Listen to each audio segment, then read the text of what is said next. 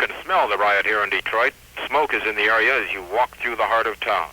You feel the riot in other ways, too. The normally busy streets are nearly empty. The stores are closed. Some of them are boarded up because of activity of looters yesterday or earlier today. 20 to 30 fires most all the time press the endurance of the Detroit City Fire Department. The president has sent in 5,000 Army troops. They're here to help the 5,000 other law restorers put the city back on its feet. They expect more trouble tonight. They're likely to get it. Bob Hagen, WCFL News, Detroit. Bob was promoted to news director of WCFL and led the station to a sweep of the Associated Press Awards in 1970. Although covering the news the way it needed to be covered was not necessarily a way to stay on the good side of management or City Hall. Chicago was big. New York was bigger. AM Top 40 was starting to die out around 1970 as FM began to catch on. One of the first casualties was New York's WMCA, which usually ran a distant second to powerhouse WABC. WMCA management decided to launch an all-talk format with a heavy emphasis on news. Bob was called to New York to help launch the effort. It's 11 o'clock, ladies and gentlemen. 11 o'clock here at WMCA. Robert Hagen has the very latest from our WMCA newsroom. I'm Bob Hagen, WMCA News. The Russians aren't coming. The Bolshoi Ballet will not tour the United States next year. The talk format lasted for a while. The news commitment did not. Around Christmas time 1970, Bob found himself unemployed again. And again, it didn't last long. WNEW, your Metro Media station in New York.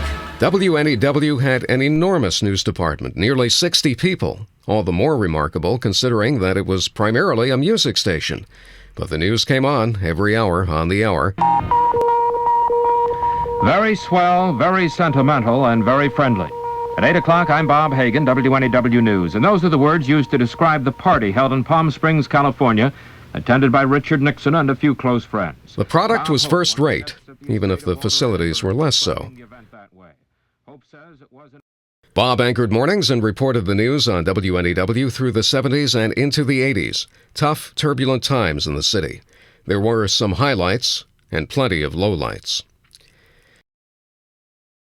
Radio, and radio news in particular, were changing during these years. The idea of music stations with enormous news departments was falling out of favor. By 1986, the news department was little more than a shell, and after more than 15 years at WNEW, Bob was out. WNEW.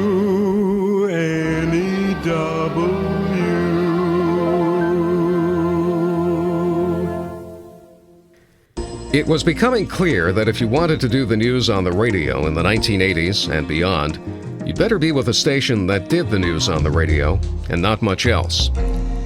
After a short stint at WOR, Bob found a new home at 1010 Wins. All news, all the time.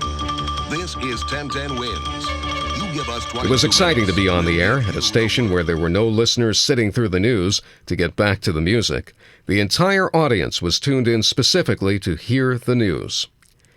Bob reported and anchored with equal skill. After almost 40 years in the business, Bob was one of the best. His news judgment was uncanny, his ability to communicate unparalleled, and his style had been long ago perfected. You give us 22 minutes. We'll give you the world. It's 37 degrees and cloudy at 7:40 on this Tuesday, February 18th. I'm Bob Hagen. Here's what's happening. The election process is underway in New Hampshire with organizers of the Cuomo write-in campaign. His delivery was simultaneously conversational and authoritative. Listeners had the impression of hearing the news from a trusted friend, a friend with an incredible voice. In 1993, 1010 Wins invited Bob to become a permanent part of the Wins morning anchor staff. He was now a member of the most listened-to morning show in the entire United States. Millions of people woke up each morning to Bob and gave him 22 minutes to find out what was happening. As Bob had always done throughout his career, he did more than the job description required. At Wins, he was union shop steward, He wrote a manual on how to use the police scanners and was a mentor to junior members of the staff. The hours were rough, as they had been for much of Bob's career, but living in a Manhattan high-rise less than a block from the 1010 Win studios made it a little easier. He could stay up to catch a ball game and still make it to work at 4:10 in the morning. Theodore Roosevelt once said, "Far and away the best prize that life offers is the chance to work hard at work worth doing."